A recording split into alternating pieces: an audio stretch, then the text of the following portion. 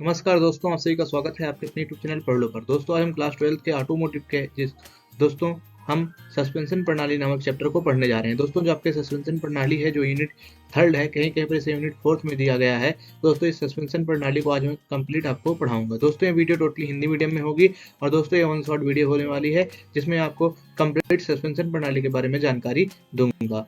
दोस्तों जैसा कि आप जानते हैं जो सस्पेंशन प्रणाली नामक चैप्टर है दोस्तों अलग अलग बोर्ड में अलग अलग चैप्टर के नाम से दिया गया है। कहीं पर इसे चैप्टर थर्ड या यूनिट थर्ड में दिया गया है तो कहीं पर इसे चैप्टर थर्ड या यूनिट फोर्थ में दिया गया है। जैसे कि दोस्तों आप सीबीएसई में देखेंगे तो इसे यूनिट थर्ड में दिया गया है।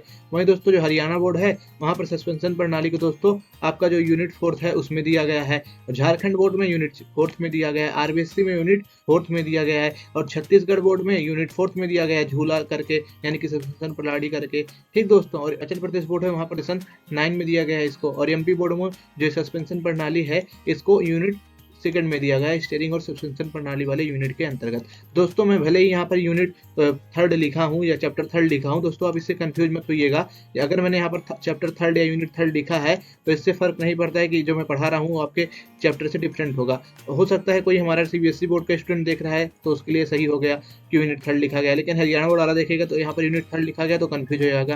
कंफ्यूज मत होइए, मैंने यहाँ पर सिर्फ यूनिट थर्ड इसलिए लिखा है क्योंकि जिससे एक आसानी हो सके, जिससे मैं अपने मतलब एक सामान्य नाम दे सकूं। क्योंकि अगर मैं कितने यूनिट का नाम लिखूं कि कहीं पर इसे थर्ड में दिया गया है, कहीं पर फोर्थ में, कहीं पर सेशन 9 में, कहीं पर सेकंड यूनिट में दिया गया है, तो क्या मैं 3, 4, 2 ये सब थोड़ी ना लिखूंगा, एक ही लिखूंगा ना। इसलिए आप समझ जाइएगा अगर आपके यूनिट फोर्थ में है ये मतलब जो मैं पढ़ा रहा हूँ सस्पेंशन प्रणाली, तो आप समझ जाइएगा आपका यूनिट 4 पढ़ाया जा रहा है। अगर आपके सेकंड यूनिट में है तो आप समझ जाइएगा सेकंड यूनिट पढ़ाया जा रहा है। अगर आपका थर्ड यूनिट में है तो जान जाइए आपका थर्ड यूनिट पढ़ाया जा रहा है। तो दोस्तों आप प्लीज इस मतलब चैप्टर के जो नंबरिंग है, जो यूनिट का नेम है, इससे लेकर आप कंफ्यूज मत होइए। आप चैप्टर के टॉपिक है उसको देखकर पढ़िए, यानी कि सस्पेंशन प्रणाली अगर आपके सिलेबस में है तो आप ये वीडियो पूरा देखिए, आपके लिए वीडियो उपयोगी होने वाला है। ये मैटर नहीं करता है कि आप किस बोर्ड के हैं, क्योंकि दोस्तों सभी बोर्डों के लिए बनाया गया है।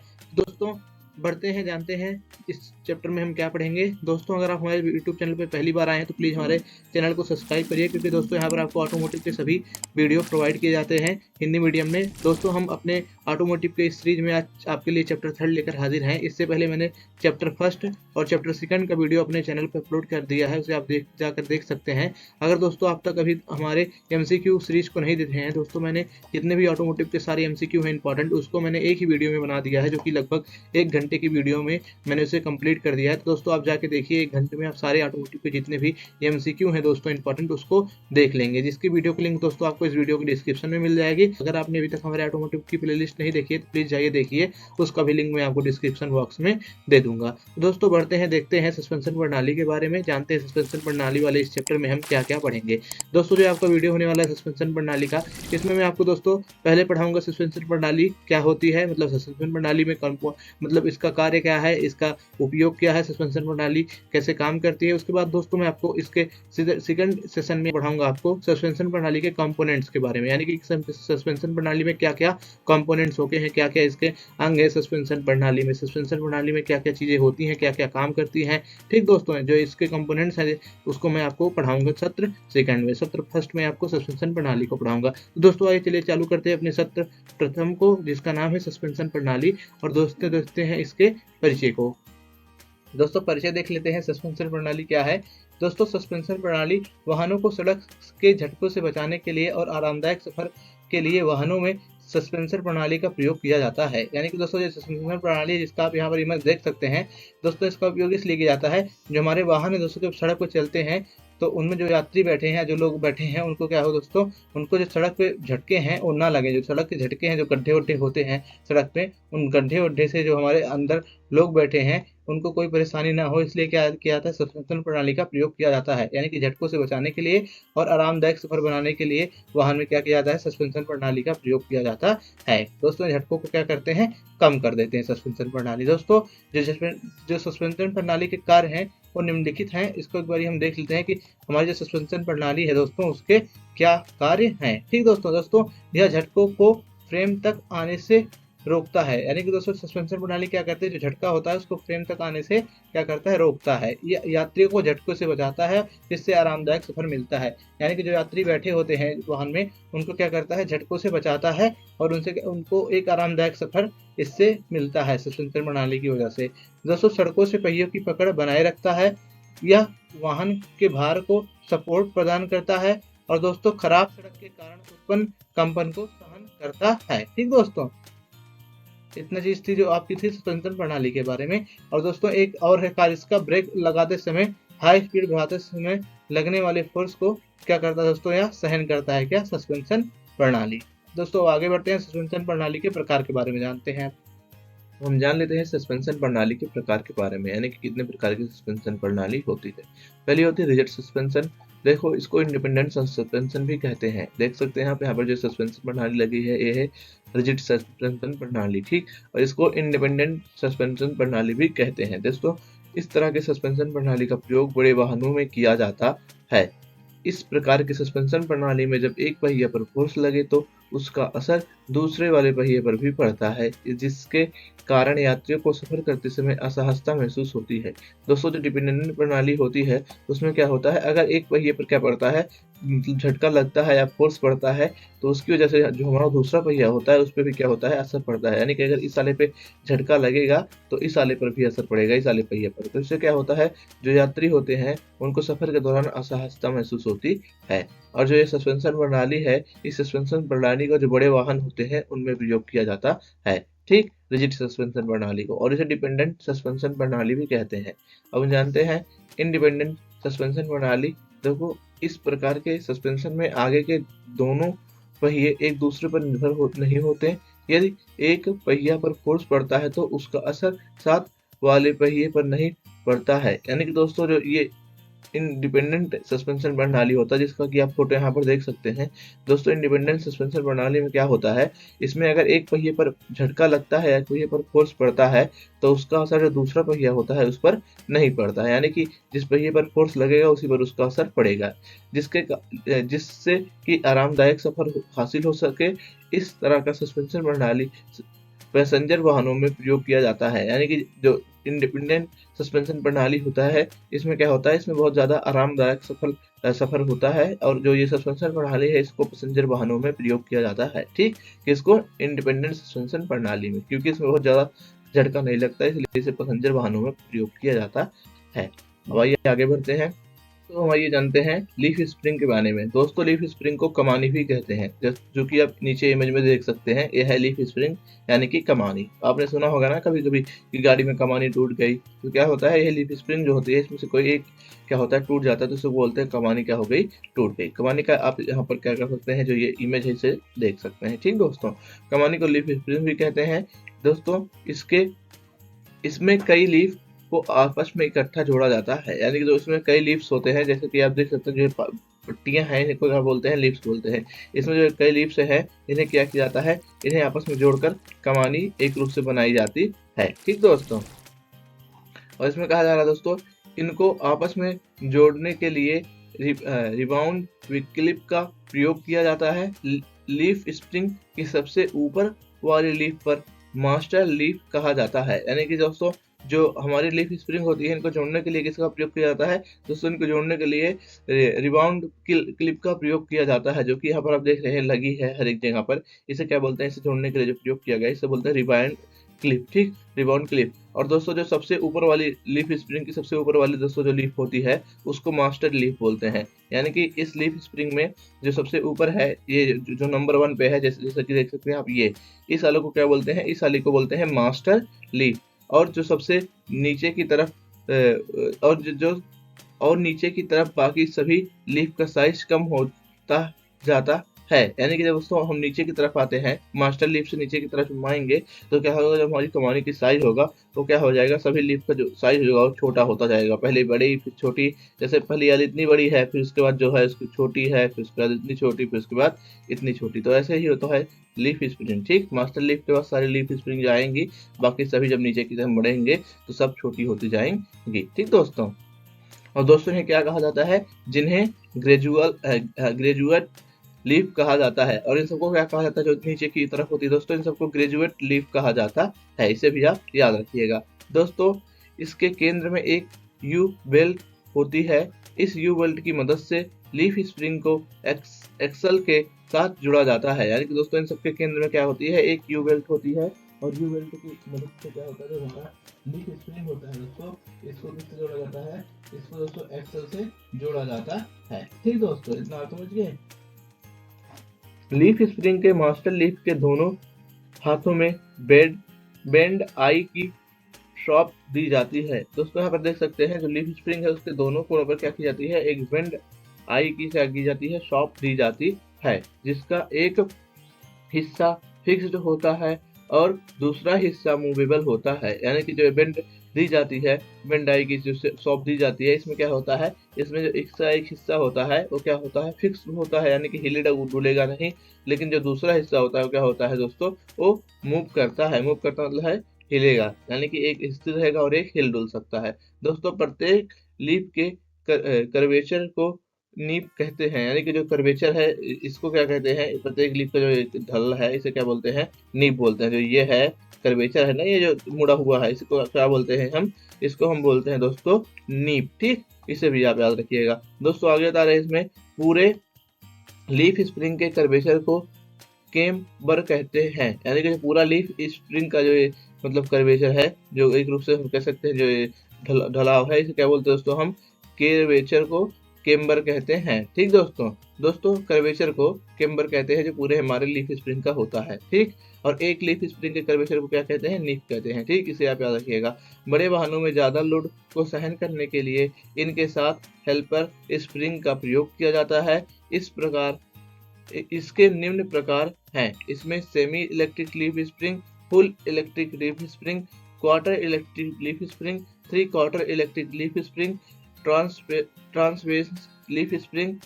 दोस्तों जो बता रहा है यहाँ पर बता रहा है कि प्रत्येक लीफ जो होती है दोस्तों, उसमें क्या होता है दोस्तों, प्रत्येक वाहनों में उनके लोड के अनुसार अलग अलग जो हमारी लीफ होती है, जो हमारी अलग अलग कमानी होती हैं, उनका क्या किया जाता है, प्रयोग किया जाता है। ठीक दोस्तों, और यहाँ पर उसने कुछ नाम भी दिए हैं, semi electric leaf spring, full electric leaf spring, ठीक, quarter electric leaf spring, 3 electric leaf spring. ठीक दोस्तों आगे बता रहा है, इसमें वाहनों में ज्यादातर सेमी इलेक्ट्रिक लीफ स्प्रिंग का प्रयोग किया जाता है। यानी कि जो दोस्तों वाहन होते हैं उनमें अधिकतर किसका प्रयोग किया जाता है, सेमी इलेक्ट्रिक लीफ स्प्रिंग का। ठीक, चलिए आगे बढ़ते हैं। अब दोस्तों हम जानते हैं स्प्रिंग बेड क्या होता है। ठीक, स्प्रिंग बेड जैसा कि नाम से पता चल रहा है, स्प्रिंग का मतलब होता है स्प्रिंग और बेड का मतलब होता है ओजन। तो अब स्प्रिंग ओजन के बारे में हम जानेंगे। दोस्तों ये ऐसे बेड होते हैं जिनको सस्पेंशन प्रणाली के द्वारा सपोर्ट किया जाता है। यानी कि दोस्तों जो सस्पेंशन प्रणाली जिस बेड को क्या करता है, सपोर्ट करता है, उसी को क्या बोलते हैं दोस्तों, हम स्प्रिंग बेड बोलते हैं। यानी कि जो सस्पेंशन प्रणाली पर जितना भी बेड आता है, गाड़ी का हो गया, सब चीजों का हो गया, उसे क्या बोलते हैं दोस्तों, हम क्या बोलते हैं, उसको हम बोलते हैं स्प्रिंग बेड। यानी कि सस्पेंशन प्रणाली पर द्वारा जो सपोर्ट किया जाता है बेड को, उसी को हम बोलते हैं स्प्रिंग बेड। दोस्तों इसमें वाहन की बॉडी, इंजन, तेल बॉडी आदि के बेड को स्प्रिंग बेड कहते हैं। यानी कि दोस्तों जो वाहन की बॉडी होती है, वाहन का इंजन होता है, वाहन का तेल होता है, इन सभी के जो वेट है दोस्तों, इसी के वेट को हम क्या कहते हैं, स्प्रिंग वेट कहते हैं। यानी कि जितना भी स्प्रिंग पर वेट पड़ रहा है, दबाव पड़ रहा है या वजन पड़ रहा है, उसी को हम बोलते हैं स्प्रिंग वेट। जिसमें वाहन की बॉडी, इंजन के तेल और बॉडी आदि का भार शामिल है। ठीक दोस्तों, वेट मतलब आप जानते हैं ना, भार। दोस्तों अब ऑन स्प्रिंग वेट की बात करते हैं। दोस्तों ऑन स्प्रिंग वेट की दोस्तों जो बात है, इसमें यह शामिल किया जाता है दोस्तों, ऐसे वेट होते हैं जो कि सस्पेंशन प्रणाली के द्वारा सपोर्ट नहीं किए जाते हैं। यानी कि दोस्तों इसमें सस्पेंशन प्रणाली की जो मतलब वेट है, उस पर कोई असर नहीं पड़ता है इन वेटों की मदद से। यानी कि मतलब जो हमारा स्प्रिंग वेट है, उसमें वही मतलब वेट शामिल है जिनका जोर या जिनका वेट सस्पेंशन प्रणाली पर पड़ता है। लेकिन दोस्तों जो अनस्प्रिंग वेट है, उसमें क्या है, अनस्प्रिंग वेट में दोस्तों ऐसे वेट होते हैं जो कि सस्पेंशन प्रणाली के द्वारा सपोर्ट नहीं किए जाते हैं। यानी कि इनका जो वेट होता है सस्पेंशन प्रणाली पर नहीं पड़ता है, जैसे पहिया, एक्सल, सस्पेंशन कंपोनेंट का वेट, क्योंकि इन सभी का जो वेट है ये सब नहीं पड़ेगा सस्पेंशन प्रणाली पर। सस्पेंशन प्रणाली पर किसका वेट पड़ेगा, जो गाड़ी की बॉडी है ऊपर का, उसका। अब पहिया का कैसे पड़ सकता है, क्योंकि जो पहिया है वो सस्पेंशन प्रणाली के नीचे होता है ना, साइड में होता है पहिया ऐसे, तो इसका वेट कैसे पड़ेगा, नहीं पड़ेगा। और जो सस्पेंशन प्रणाली के कंपोनेंट्स है, यानी कि जो सस्पेंशन प्रणाली के जो भाग होते हैं, हिस्से होते हैं, उसका भी वेट ऑन स्प्रिंग बेड में और अन स्प्रिंग बेड में काउंट किया जाता है। तो इसे आप याद रखिएगा। दोस्तों अब आइए जानते हैं ऑसिलेशन ऑफ स्प्रिंग बेड के बारे में। ठीक दोस्तों, पिचिंग। अब पिचिंग क्या होता है दोस्तों, जब भी गाड़ी खराब सड़क से गुजरती है तब इसके स्प्रिंग पार्ट्स जैसे बॉडी फ्रेम ऊपर और नीचे की तरफ ऑसिलेट करते हैं, जिसे पिचिंग कहते हैं। यानी कि दोस्तों जब हमारी गाड़ी होती है ऊबड़ खाबड़ रास्तों पर, या गाड़ी जो होती है दोस्तों वैसे कि गड्ढे भरे रास्तों से क्या होती है गुजरती है दोस्तों, या सड़क पर गुजरती है दोस्तों, तब इसके जो स्प्रिंग पार्ट्स होते हैं जैसे कि दोस्तों बॉडी हो गया या दोस्तों फ्रेम हो गया, ऊपर नीचे की तरफ क्या करते हैं दोस्तों, ऑसिलेट करते हैं, यानी कि मूव करते हैं, जैसे ऊपर जाएंगे नीचे आएंगे, जैसे झटका लगता है ना, तो उसी को बोलते हैं तो हम पिचिंग। ठीक दोस्तों, जो गाड़ी का ऑसिलेशन होता है ऊपर नीचे गाड़ी के बेड में, फ्रेम में, ऊपर नीचे सड़कों पर चलते समय, उसी को हम बोलते हैं पिचिंग। दोस्तों अब हम जानते हैं रोलिंग क्या होता है। जब गाड़ी टर्न ले रही होती है तब कई बार स्प्रिंग एक साइड में फैल जाता है और दूसरे साइड में सिकुड़ जाता है, इसे रोलिंग कहते हैं। यानी कि दोस्तों जब गाड़ी क्या होती है कभी कभी टर्न लेती है, टर्न लेने का मतलब बताया मैं आपको ना, मुड़ती है। जब गाड़ी मुड़ती है दोस्तों तो इससे क्या होता है दोस्तों, कभी कभी एक एक स्प्रिंग एक साइड फैल जाती है और दूसरी साइड क्या होती है, सिकुड़ जाती है, और इसी को क्या बोलते हैं, रोलिंग बोलते हैं। यानी कि टर्न लेते हुए गाड़ी की स्प्रिंग एक तरफ क्या होती है, हमारी फैल जाती है और एक तरफ सिकुड़ जाती है, तो इसी को हम बोल देते हैं रोलिंग। अब आइए जानते हैं बाउंसिंग क्या होती है। ज्यादा स्पीड पर जब गाड़ी चल रही होती है और गाड़ी खराब सड़क से गुजरती है तब पूरे वाहन की बॉडी ऊपर नीचे की तरफ मूवमेंट करती है, इसे बाउंसिंग कहते हैं। यानी कि जब गाड़ी बहुत ही ज्यादा खराब रोड पर चलती है और हमारी गाड़ी की पूरी बॉडी ऊपर नीचे होती रहती है, इसे को क्या बोलते हैं दोस्तों, बाउंसिंग कहते हैं। यानी कि जब बहुत खराब सड़क पे गड्ढे मुक्त, अरे गड्ढा जिसमें बहुत सारे गड्ढे हैं या बहुत पथरीला इलाका है, जब उसमें हमारी गाड़ी चलती है तो उसकी वजह से जो हमारी गाड़ी की बॉडी में पूरा मूवमेंट होता है, उसी को हम बोलते हैं दोस्तों बाउंसिंग। ठीक, अब हमारा अगला है वाइंग। दोस्तों याविंग। अब याविंग क्या है दोस्तों वाहन की लॉन्गिट्यूड सेंटर लाइन का दायां या बायां हिस्सा में होना सेंटर ऑफ ग्रेविटी की रेस्पेक्ट में याविंग कहलाता है। यानी कि दोस्तों जो वाहन का लॉन्गिट्यूड दोस्तों सेंटर लाइन का दायां बायां दिशा में होना सेंटर ऑफ ग्रेविटी की रिस्पेक्ट में, इसी को हम क्या बोलते हैं दोस्तों, याविंग बोलते हैं। ठीक दोस्तों, इसमें कुछ ज्यादा समझने का था नहीं दोस्तों। और आइए थोड़ा सा बता देते हैं आपको इस चैप्टर में क्या है दोस्तों, इस चित्र का ये दोस्तों हम जान लेते हैं oscillation of on spring bed. ठीक दोस्तों, ये इसी के बाद जो आपका सत्र सेकंड है वो चालू हो जाएगा, सत्र खत्म हो जाएगा। दोस्तों हॉपिंग। हॉपिंग क्या होता है दोस्तों, खराब सड़क के कारण पहियों का ऊपर नीचे की तरफ होना हॉपिंग कहलाता है। यानी कि जब खराब सड़क पे सड़क हम पर गाड़ी चलती है हमारी और पहिए हमारे ऊपर नीचे होते हैं, उसी को बोलते हैं हम हॉपिंग। ठीक दोस्तों, अब जानते हैं ट्रॉपिंग क्या होता है। दोस्तों ट्रॉपिंग जब वाहनों के पहियों का सड़क के साथ कांटेक्ट खत्म हो जाता है तो उसे ट्रॉपिंग कहते हैं। विंड अप क्या होता है दोस्तों, विंड अप किसे कहते हैं, लीफ स्प्रिंग का एक्सल के साथ विंड होने के प्रयास को विंड अप कहते हैं। यह तब होता है जब टॉर्क बहुत ज्यादा होता है। ठीक दोस्तों इसी के साथ हमारा फर्स्ट सत्र इस चैप्टर का समाप्त होता है। चलिए बढ़ते हैं हम अपने सेकंड सत्र की तरफ। आइए देखते हैं अब इस चैप्टर के सत्र सेकंड के बारे में, जिसका नाम है दोस्तों सस्पेंशन प्रणाली के कंपोनेंट्स, यानी कि सस्पेंशन प्रणाली के हिस्से या भाग, यानी कि सस्पेंशन प्रणाली में क्या क्या होते हैं। दोस्तों इस सत्र का उद्देश्य हमें सस्पेंशन प्रणाली के कंपोनेंट्स के बारे में बताना है, शॉक ऑब्जर्वर, और दोस्तों हमें इसके प्रकार के बारे में बताना। दोस्तों आइए चलिए पढ़ते हैं परिचय की तरफ। दोस्तों सस्पेंशन प्रणाली के कंपोनेंट। दोस्तों प्रणाली के कंपोनेंट सड़क के झटकों को रोकने में मदद करते हैं और ऊर्जा को एब्जॉर्ब करते हैं। यानी कि दोस्तों सस्पेंशन प्रणाली के जितने भी भाग होते हैं, जितने भी अंग होते हैं, जितने भी कंपोनेंट्स होते हैं, ये क्या करते हैं दोस्तों, ये सड़क के झटकों को रोकने में मदद करते हैं और ऊर्जा को क्या करते हैं, एब्जॉर्ब करते हैं। एब्जॉर्ब करने का मतलब अवशोषित करते हैं। दोस्तों इसके कंपोनेंट्स का विवरण निम्न है। अब दोस्तों हम जो हमारे सस्पेंशन प्रणाली है उसके कंपोनेंट के विवरण को देखेंगे, यानी कि इसके कंपोनेंट क्या क्या है उसके बारे में जानेंगे। दोस्तों स्प्रिंग्स, पहला कंपोनेंट क्या है, स्प्रिंग, जिसकी इमेज आप देख सकते हैं, सब क्या है, नीचे जो मैंने इमेज लगाई है सब क्या है, स्प्रिंग्स है। ठीक दोस्तों, कई प्रकार की स्प्रिंग्स होती हैं, तो यहाँ पर आप देख सकते हैं। दोस्तों ये जानते हैं स्प्रिंग्स क्या होते हैं। दोस्तों स्प्रिंग कॉइल की शेप में होता है और इसका कार्य ऊर्जा को स्टोर करना होता है। यानी कि जो स्प्रिंग होता है कॉइल की शेप में होता है, इसका कार्य क्या होता है, जो ऊर्जा है उसको क्या करे, स्टोर करे। अब हम जानते हैं डैम्पर क्या होता है, यानी कि डैम्पर के बारे में जानते हैं दोस्तों। डैम्पर भी कंपोनेंट होता है हमारे सस्पेंशन प्रणाली का। दोस्तों यह स्प्रिंग के साथ प्रयोग किया जाता है। इसमें तेल का प्रयोग किया जाता है, यानी कि जो डैम्पर है इसको स्प्रिंग के साथ ही प्रयोग किया जाता है और इसमें क्या किया जाता है, तेल का भी प्रयोग किया जाता है। दोस्तों सभी प्रकार के पैसेंजर व्हीकल में इसका प्रयोग होता है, यानी कि जितने भी प्रकार के हमारे पैसेंजर व्हीकल होते हैं, यानी कि यात्री वाहन होते हैं, उसमें डैम्पर का जो है प्रयोग किया जाता है। ठीक दोस्तों, इसमें लगे पिस्टन में टू वे होल्स होते हैं, जिसकी मदद से तेल एक स्लाइड से दूसरी स्लाइड में मूव करता है। यानी कि जो डैम्पर होता है इसमें टू वे होल्स होते हैं। टू वे होल से क्या होता है, जो हमारा तेल होता है एक स्लाइड से दूसरी स्लाइड में क्या करता है, मूव करता है। दोस्तों जानते हैं हम टार्जन बार के बारे में कि टार्जन बार क्या है। दोस्तों आप यहाँ पर टार्जन बार की इमेज भी देख सकते हैं, यहाँ पर इमेज लगी हुई है।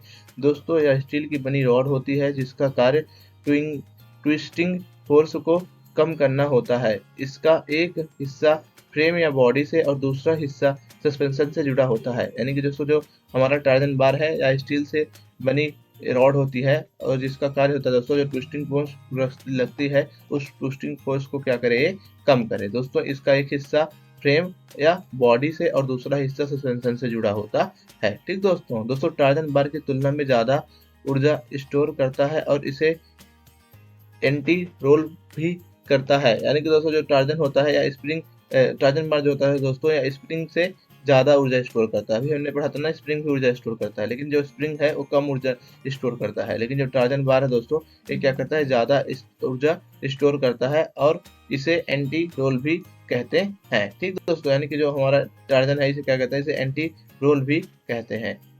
आप टार्जन का यहाँ पर इमेज देख सकते हैं टार्जन बार का। चलिए अब आगे बढ़ते हैं।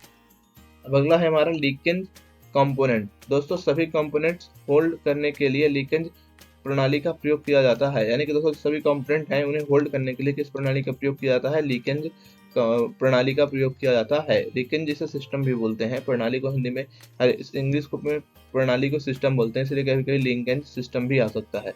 दोस्तों शॉक ऑब्जर्वर, दोस्तों शॉक ऑब्जर्वर को कॉइल स्प्रिंग के साथ जोड़कर प्रयोग किया जाता है। इसको डैम्पर भी कहा जाता है। यानी कि दोस्तों जो शॉक ऑब्जर्वर होता है इसको क्या कहते हैं, इसको हम डैम्पर भी कहते हैं। और दोस्तों इसको हम क्या करते हैं, इसको कॉइल स्प्रिंग के साथ जोड़कर प्रयोग करते हैं। दोस्तों यदि स्प्रिंग के साथ डैम्पर का प्रयोग न किया जाए तो अकेले कॉइल स्प्रिंग के साथ फोर्स को सहन नहीं किया जा सकता है। यानी कि दोस्तों हम सभी अभी भी पढ़ा ना, जो डैम्पर होता है वो ज़्यादा मात्रा में ऊर्जा स्टोर करता है। ठीक दोस्तों, अगर दोस्तों हम डैम्पर का प्रयोग ना करें, सिर्फ स्प्रिंग का ही प्रयोग करें, तो क्या होगा दोस्तों, अकेले जो हमारा कॉइल स्प्रिंग है दोस्तों वो एक साथ फोर्स को सहन नहीं कर सकता है ज़्यादा मात्रा में, जिसके कारण गाड़ी को कंट्रोल करना भी मुश्किल होता है। अगर दोस्तों हम डैम्पर का प्रयोग नहीं करेंगे तो इससे कारण क्या होगा, जो हमारी गाड़ी होगी वो कंट्रोल में भी नहीं रहेगी। ठीक दोस्तों, शॉक ऑब्जर्वर का एक हिस्सा फ्रेम के साथ और दूसरा हिस्सा पिन की मदद से पहिए के एक्सल से साथ जुड़ा होता है। यानी कि दोस्तों शॉक ऑब्जर्वर होता है,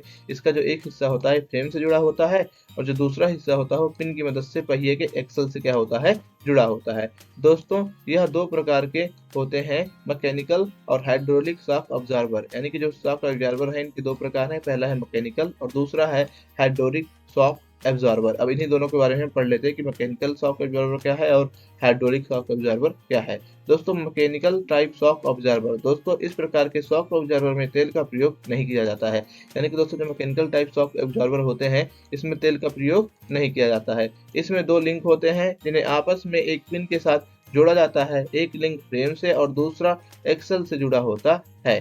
ठीक दोस्तों, परंतु आजकल इसे वाहनों में प्रयोग नहीं किया जाता है। अब आइए जानते हैं दोस्तों हम अपने हाइड्रोलिक शॉक ऑब्जर्वर के बारे में। दोस्तों अब हम जान लेते हैं हाइड्रोलिक शॉक ऑब्जर्वर के बारे में। दोस्तों इसे टेलीस्कोपिक शॉक ऑब्जर्वर भी कहा जाता है। इसमें दो ट्यूब्स का प्रयोग किया जाता है। यानी कि दोस्तों जो शॉक ऑब्जर्वर है जिसका नाम हाइड्रोलिक शॉक ऑब्जर्वर है, इसको हम अन्य नाम से भी जानते हैं जिसका नाम है टेलीस्कोपिक शॉक ऑब्जर्वर। ठीक दोस्तों, इसमें दो ट्यूब्स का क्या होता है, प्रयोग किया जाता है। ठीक, इसमें पिस्टन में टू वे होल्स होते हैं। यानी कि जो इसमें पिस्टन होता है उसमें टू वे होल्स होते हैं दोस्तों, जिसके द्वारा फोर्स के समय पर तेल की मूवमेंट होती है। तेल की मूवमेंट पिस्टन के छोटे छेद वाल्स में होने से पिस्टन की गति कम हो जाती है। मोटरसाइकिल में टेलीस्कोपिक टाइप शॉक एब्जॉर्बर का प्रयोग किया जाता है। ठीक दोस्तों, ये दोनों थे हाइड्रोलिक और जो मैकेनिकल टाइप शॉक एब्जॉर्बर। ये हमारे शॉक एब्जॉर्बर के प्रकार थे। जो शॉक एब्जॉर्बर को आप यहाँ पर नीचे देख सकते हैं। जो दोस्तों हाइड्रोलिक शॉक एब्जॉर्बर होता है, इसको अधिकतर जो हमारा मतलब मोटरसाइकिल होता है उसमें प्रयोग किया जाता है, और जो हमारा मैकेनिकल होता है उसे वाहनों में प्रयोग किया जाता है। ठीक दोस्तों, इसमें तेल की जरूरत पड़ती है और हमारे मैकेनिकल वाले में तेल की जरूरत नहीं पड़ती है। दोस्तों, इसी के साथ आपका जो चैप्टर 3 था वो भी समाप्त होता है। दोस्तों, चैप्टर समाप्त हुआ। अगर आपको हमारा वीडियो पसंद आया है तो प्लीज़ हमारे इस वीडियो को लाइक करिए, हमारे चैनल को सब्सक्राइब करिए। और दोस्तों, अगर आप तक अभी हमारे चैप्टर 1 और चैप्टर 2 के वीडियो को नहीं देखा है, दोस्तों चैप्टर 1 में मैंने आपको मापने और सर्विस के उपकरण के बारे में पढ़ाया है, और दोस्तों जो हमारा चैप्टर 2 है दोस्तों, उसमें मैंने आपको स्टीयरिंग प्रणाली के बारे में पढ़ाया है। दोस्तों, अगर आपने अभी इन दोनों वीडियो को नहीं देखा है, यानी कि स्टीयरिंग प्रणाली और दोस्तों मापने और सर्विस करने के जो उपकरण वाली वीडियो है, इसको अगर आप नहीं देखे हैं दोस्तों, प्लीज़ आप हमारे चैनल पर जाइए और इन दोनों वीडियो को देखिए। दोस्तों, अगर आप तक अभी हमारे जो व्हाट्सएप चैनल है उसको फॉलो नहीं किया है तो हमारे व्हाट्सएप चैनल को फॉलो करिए, क्योंकि दोस्तों मैं वहाँ पर आपको daily MCQ, PDF notes, class notes और दोस्तों जितने भी आपके इंपॉर्टेंट क्वेश्चन होते हैं उसको प्रोवाइड करता हूँ। दोस्तों, अगर आपको नहीं पता तो मैं आपको बता देना चाहता हूँ, जो हमारा चैनल है इस पर दोस्तों आपको history, political science, geography, sociology, economics, दोस्तों ये जितने भी सब्जेक्ट हैं दोस्तों आर्ट्स के, हिंदी मीडियम के, ये सभी पढ़ाए जाते हैं। अगर दोस्तों आपने आर्ट्स लिया है, आप भी हिंदी मीडियम के छात्र हैं दोस्तों, प्लीज़ हमारे इस चैनल को सब्सक्राइब करिए, क्योंकि दोस्तों यहाँ पर आपको आर्ट्स की तैयारी फ्री में करवाई जाती है, और दोस्तों एकदम नंबर 1 तरीके से। क्योंकि दोस्तों आप देख रहे हैं मैं अच्छे से इसको अपने हर एक वीडियो को बनाता हूँ, हर एक वीडियो में अच्छे से मैं जितने भी इमेजेस हैं, जितने भी मतलब इंपॉर्टेंट मैप्स होते हैं, जितने भी इंपॉर्टेंट टूल्स होते हैं उनको लगाता हूँ। तो अगर वीडियो आपको पसंद आया है तो मेरी इस मेहनत को थोड़ा सा कदर करते हुए हमारे वीडियो को लाइक करिए और हमारे चैनल को सब्सक्राइब करिए। दोस्तों आप हमारे व्हाट्सएप चैनल का जो लिंक है डिस्क्रिप्शन में आ जाएंगे, वहाँ से आप हमारे व्हाट्सएप चैनल को फॉलो कर सकते हैं। दोस्तों, अब आपको मैं अगले वीडियो में पढ़ाऊंगा ट्रांसमिशन प्रणाली के बारे में और दोस्तों फाइनल ड्राइव के बारे में। तो दोस्तों, ऑटोमोटिव के हर वीडियो देखने के लिए हमारे चैनल को सब्सक्राइब करिए। अब आपको मिलते हैं किसी अन्य वीडियो में, तब तक के लिए पढ़ लो।